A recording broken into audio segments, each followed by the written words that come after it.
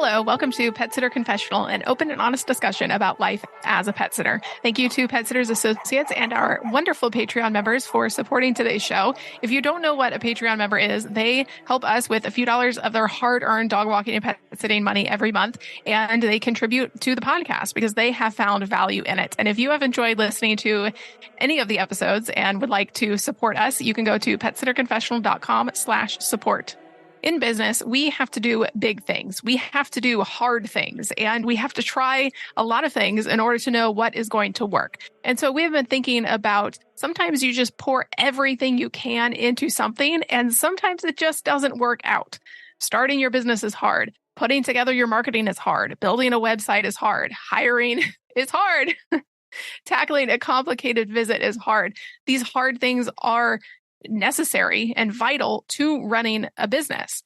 Sometimes they're hard because they're too complicated and they're going to take a lot of time and effort. Sometimes it's because they're out of our lane and not really in our strength, in our wheelhouse. For example, when we started looking for an office space, that was hard. We had never done anything like that before.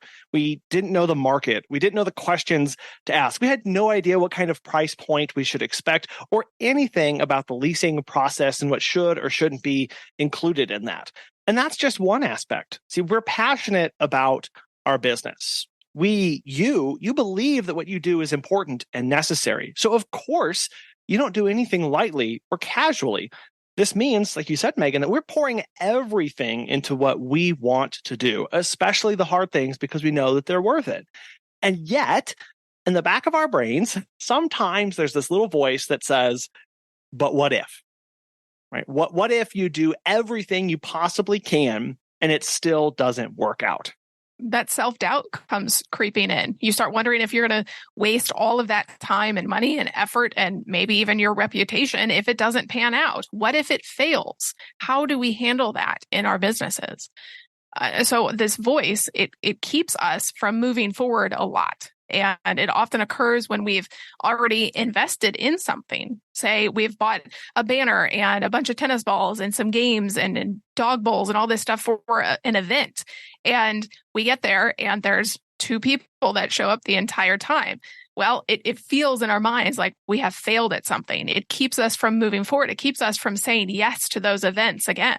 Yeah, whatever it is, whether it's you pour money into training or that big marketing push or that new hire, whatever it is, if it starts to not turn out, we think that maybe we didn't do something right. And honestly, for us, the past few months have been like that with our hiring. We're so passionate about making our business model work, and we've poured so much time and money into making it work, but it doesn't seem to be quite panning out the way we expected. We keep running into these little things that make us feel like something's going on. And that little voice is creeping into the back of our brains going, what if? Hiring and staff retention has been very hard for us. And so I actually put a question in our Sitter Confessionals Facebook group that said, what is your % turnover for the last 12 months? And if you're not happy with that, what are you doing to change it? And we had a lot of responses that said, basically, the hiring is not super great right now. One person had a hire that has been working for her for 12 years, which is phenomenal. And then there are others like us who just feel like we're just keep spinning the wheel. And so it can really feel frustrating, that doubt. What if we made bad assumptions? What if we're not cut out for this? What if? That doubt creeps in. Again, it stops us from moving forward. On previous episodes, we have talked about how fear can freeze us in our business and how to overcome that. And that's different than what we're talking about here with doubt and self-doubt. So I do want to take a moment and talk about the difference between these because they are closely intertwined and they do have a close relationship. So there are 2 things here. So fear is an emotional response to a perceived threat. It's ancient, it's hardwired, and it's to prepare your body to either fight, flight, or freeze. Doubt, on the other hand, is a cognitive state where one is uncertain or you lack conviction. It arises from a lack of information, conflicting information, internal conflicts of beliefs, or even values. Interestingly, fear can lead to doubt. If you're already afraid of failing, you might doubt your abilities to do something, even if you're actually pretty well prepared. On the other hand, doubt can lead to fear. If you, like an example here, if you doubt a bridge's sturdiness, it might make you afraid to cross it. All of this can impact your decision making because when fear and doubt coexist, they can paralyze your ability to make sound choices. If you fear the outcome of a particular choice, of a particular hire, of a particular marketing push, and you simultaneously doubt your ability to even make that decision, you might avoid making it altogether. But at the end of the day, they really do both protect us. Fear keeps us away from the real immediate dangers, the lion chasing us, while doubt makes us question and reevaluate things of, should I do that again? Was that the right choice? They both really help prevent hasty or ill-informed decisions. And they allow you to take a step back and say, whoa, should I do this again? Is this proper? Is this wise for my business and aligns with what I want to do? It can be easy then to retreat and say, well, I don't want to deal with this at all. But don't discount the fact that they are here to protect us. Doubt is designed to make you take a second look at something. Seek out that advice that you need from a mentor or a third party. The problem arises when we feel like there's nothing else to do, when we've already double checked and we've already sought that advice, and it starts to turn inward on ourselves and it halts our progress. However helpful these are in a modern context, sitting where we are today, excessive or misplaced fear and doubt can be hindering rather than protective. It can prevent you from pursuing opportunities, taking risks that might lead to potential growth, or even trusting others to do something in your business. Something you can always trust is Pet Sitters Associates. For over 20 years, they have provided thousands of members with quality pet care insurance. Because you work in the pet care industry, you can take your career to the next level with flexible coverage options, client connections, and complete freedom in running your business. Learn why Pet Sitters Associates is the perfect fit for you and get a free quote today at petsitllc.com. You can get a discount when joining if you click Membership Pet Sitter Confessional and you use the discount code Confessional when you go to checkout. Check out the benefits of membership and insurance once again at petsitllc.com. We've talked about fear and doubt, how they can paralyze us, but how do we overcome that and stop being paralyzed so that we can move forward? We can do the next thing on our list. It starts with working on our self-awareness and our introspection and getting that confidence back, saying, yes, I do make wise choices. I can do this. When you understand the source of it, you can address that doubt and insecurity. It's crucial to know where that comes from because, when you ask yourself hard questions, you're able to dig down and say, okay, this comes from this. Maybe it's a childhood thing or a past experience, or maybe society says that you should do this thing, or your personal beliefs. Well, and even running into a bad experience with a client or with a particular pet, where all of a sudden maybe you thought you understood what that dog was telling you, but it bit you anyway. So now you start to question and doubt your abilities to understand dog body language. So you're more hesitant, you're more reserved, you're less likely to try and take on those cases or put yourself in those situations when you have all the ability, knowledge, and background to fully take that on. Because there was that one mess up. Now that voice starts to say things like, you don't actually understand dogs. You don't know what you're doing, and you stop moving forward and working with those kind of pets or even those owners. Journaling can be really helpful for this. It allows you to track patterns over time and stay on task with what you need to get done. When you are able to read back over what you have written and maybe look back over weeks and months prior, you can challenge those negative beliefs. And then once you identify those, your sources of doubt and insecurity, you can challenge them. Say, why does this exist? Is this a legitimate thing? Do I need to move past this? And that will allow me to move on in my life. You need to ask yourself if these are based in reality or if they're kind of just made up in your head. Not saying that we're crazy, but maybe they don't stem from something that is altogether truthful. Maybe it's something, again, this past experience or an outdated belief or a misunderstanding, a misconception that you've brought forward from your childhood or from a class that you took or a seminar that you sat in on and you didn't get the right information or you didn't fully comprehend what they were trying to tell you. And now you're pulling that forward in your own life. And these transform into negative beliefs when we start to believe bad things about ourselves that prevent us from doing what we want to.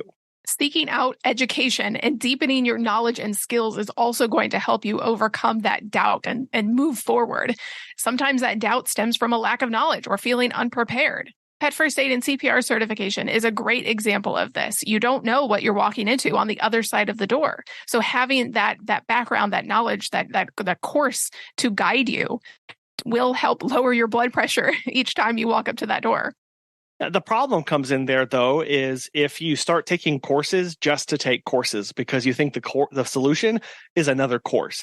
What you have to do is then implement the things that you learn from the course in your life and in your business. And the example of Pet First Aid and CPR, you have to trust that what you're learning is adequate to prepare you. Not that we should become complacent, but that the knowledge was good for you. Because then what you have to do is you can't just sit on this information, this knowledge. You have to do something with it. You either implement it in your business or you have to engage in deliberate practice. Megan, like you said, if you're doubting your abilities with the CPR training, maybe you've already taken it and you still don't feel comfortable. Well, go take part in an in-person Pet First Aid and CPR class. Maybe even volunteer to help assist or train others, or go take a course to get trained to be a trainer, to be a certified professional, to educate other people. I know Ardmore has a course for instructors to help them get to that point. But what this does is you are deliberately practicing these skills. You're putting them into practice and you're teaching others. It's a great way to deepen those skills, deepen your knowledge. If you don't feel comfortable in your knowledge, try and teach it to somebody else, because you have to know and be secure in your information in order to do that. And it will point out weak points in your knowledge and gaps in your skills, but that's okay because that's why you're doing that. And while you're going to others for guidance, you can seek that feedback from them.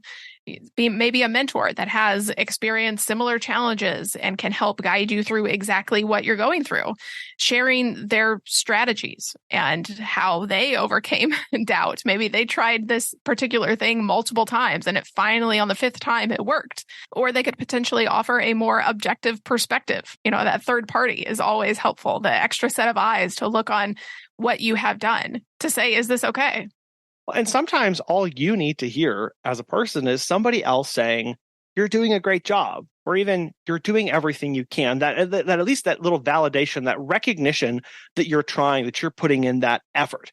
As a solo business owner, we don't have that. We don't have these interactions with other people who see all of the hard work that we're doing. So sometimes we can feel, well, because nobody sees it, nobody knows what's going on. Am I even on the right track with this? So seeking out that kind of advice is really important. And this can even extend to encouraging your trusted friends, acquaintances, or other business owners that you are connected with to give you honest feedback. This can validate areas of genuine expertise where you feel like I've trained really hard. I know what I'm doing, but maybe you're still doubting your abilities. So somebody to come along and say, yeah, you're actually really good at that. That's very beneficial, especially when we as business owners don't have access to that all the time. It can also shed light on areas where you do need improvement, where there are areas that you truly are lacking. And it's important to go to people that you know, that you trust, you have a relationship, because when you're doubting yourself, it's hard to take feedback of any variety, from anybody. We could become very sensitive about any sort of feedback. So having it come from somebody that you know loves you and wants to see you succeed, that helps you accept that feedback and information they're giving you. If you think you are a very introspective person and you don't need to work on deepening your skills or knowledge, and you don't need feedback either, you may take time for mindfulness and meditation, because that is what trains your mind to focus on the present moment. Right here, right now, nothing else matters. It can really prevent you from spiraling into self-doubt and past mistakes or future challenges. You're not looking at the past, you're not looking at the future, you're looking at right here and right now. You can accept your feelings of doubt and insecurity without any judgment. It makes that a lot easier. And over time, when you continue to accept it, it will reduce the power these feelings hold over you. You'll be able to identify easier of the feelings that come into your mind. You say, okay, I accept these. I know what these are. And now I can push them out and focus on other things.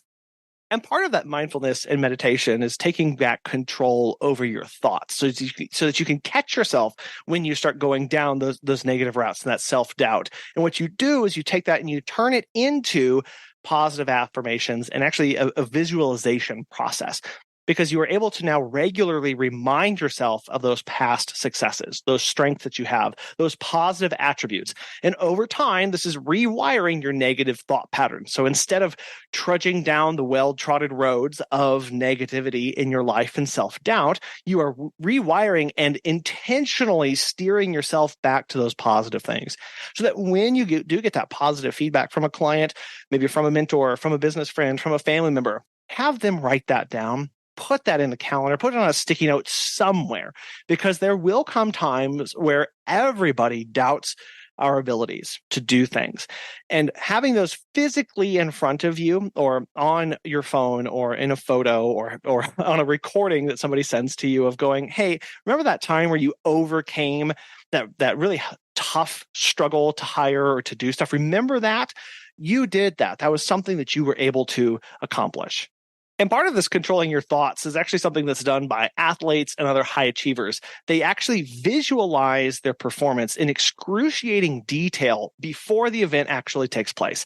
It can be applied to all aspects of our life, because by visualizing a successful outcome, you're fostering your confidence, you're reducing feelings of doubt.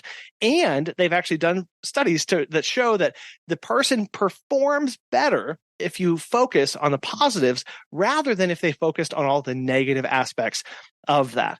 So this could be maybe you're going in to do an interview or take on a new client. Visualize a successful outcome of that to put you in a positive mindset and a positive perspective. When you've doubted something that you have done, in the end, you can choose one of three endpoints. The first one is committing to repeating it again. You can try it again. There's nothing wrong with that. Just because you go to one event and there were only 2 people that showed up doesn't mean you can't keep going to events. And maybe you'll be able to network with other people, or you'll have different goals next time. It's okay to persist in your efforts without change. You do need to give your efforts and processes time to flesh out. And sometimes that means all it takes is just waiting a little bit longer. The second option is committing to quit if it doesn't work out. Quitting is okay. There's a stigma with it, but there's nothing wrong with it, really. Our goals change, our needs change, and often we have to be in the mindset of move fast and break things. And if it doesn't work out the first time, throw it all out and start again. Maybe you decide to go in and try doing YouTube videos for your business as a way of elevating and educating people, and you dive headfirst into that, and I'm going to give this my all and see where it goes. But after a while, the views don't go up, you don't get any feedback from it, you find it's really hard and taxing on your time. So instead of trying to stick it out or iterate or do something else, you decide, you know what, right now video is not for me. I need to refocus my time and efforts elsewhere. And so you quit doing video without trying it again. And that is okay. You recognize I'm going to give my all to this, and it didn't work out. And I can walk away from it without feeling like I did something wrong. Yeah, because our needs change as a business, our personal needs change. Maybe I don't have time to sit there and edit an hour and a half of video anymore because I messed up 18 times and I need to get it exactly where it is. Sometimes we say, no, thank you, and we end it. Another option is to iterate it and change what you can. Probably the process that we all tend toward, at least Colin and I, we make small changes one at a time and see what happens, see how it can be better the next time. And that's definitely true for our hiring process. We've made small changes over time to try to figure out exactly what we want in a hire and how we can best serve them. But we have doubted. We have significantly doubted recently our hiring processes. So how have we used this? What have we been working on? We've had to remind ourselves that, yes, hiring is a massive process. So the key for us has been breaking it out into individual pieces to identify exactly where the doubt comes in. We've worked through our questions, our job ad, our stages of hiring, where we're posting it, who we are interviewing, everything about it. And a lot of it comes down to trusting your gut, the aspect of hiring that is so critical. And I think that we've come down to the conclusion that we aren't really trusting our gut. So we've had to drill down on that even more. And why are we doing that? We've had people that we thought were going to be with us for a long time, and they ended up only being with us for 3 months or less. A lot less sometimes. Yeah, a lot less. We've had to take a step back and look at the facts. Are there any red flags for this person? Did they miss a step along the way and not completely follow our directions? Is there any reason to not hire this person? If we've answered none or no to those, then the person is hired. But we've tried to get very objective about the entire process and not say, oh, I really like this part. I really like this question of going, is this question necessary? Does this still benefit with the way that we want to hire? And is this getting us where we need to be with our potential hires? It's getting back to that. One of the aspects that we talked about is understanding where is this coming from, the self-doubt of, okay, we're doubting our gut. Well, a lot of that is coming from some things that are subjective, right? Because maybe we thought we made a bad hire, but actually there was nothing we could have done about that person anyway. So objectively, our hiring process was sound. We made a good decision with that person. Their life just changed. We've had a lot of life changes lately. We have, and it is hard to not take those personally. It is hard to look at those and go, there's nothing I could have done to screen that person out, to understand what was going to happen. And yet it was still making us doubt ourselves and our abilities to make a good hire. But instead, we were able to, one of the big things that we also did with this is look at all of the amazing hires that we currently have and go, yes, our hiring process brought these people into our company. They are still here after a year or more. They are doing amazing work.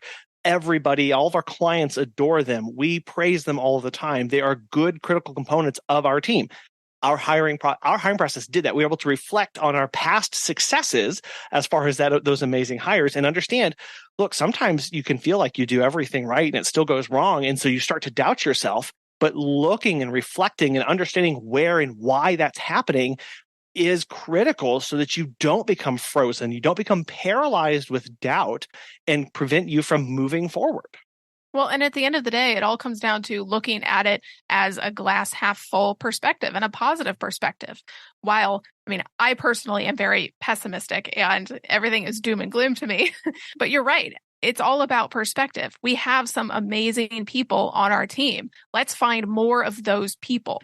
And realizing that we can only do so much and that we have to be okay with that at the individual level.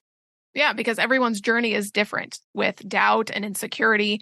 It's really a personal thing. And while these strategies can help, they may not be effective for everyone in the exact same way. And so it's okay to seek professional guidance like therapy and to delve deeper into your personal sources of doubt and find coping mechanisms that are specific to you. Because doubt is natural. We all doubt ourselves in some capacity, whether it's in your personal life or in your business life, but it's crucial to not let it paralyze you. Instead, use it as a positive. Use it as a motivation to prepare and plan and persevere through what you're doing. Always remembering that everyone has faced setbacks and doubts themselves from time to time. While you feel siloed in your specific problem, you are not. There are other people that have blazed the trail before you in this. There are other people that can help you.